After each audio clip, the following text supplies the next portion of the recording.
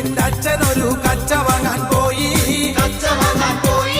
കൊച്ചിയിലെ കൊച്ചലയിൽ തോണി മുങ്ങിപ്പോയി.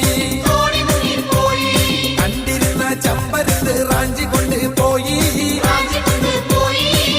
തെക്കൊരു തൈമണലിൽ കൊണ്ട് ചെന്ന് വെച്ചേ.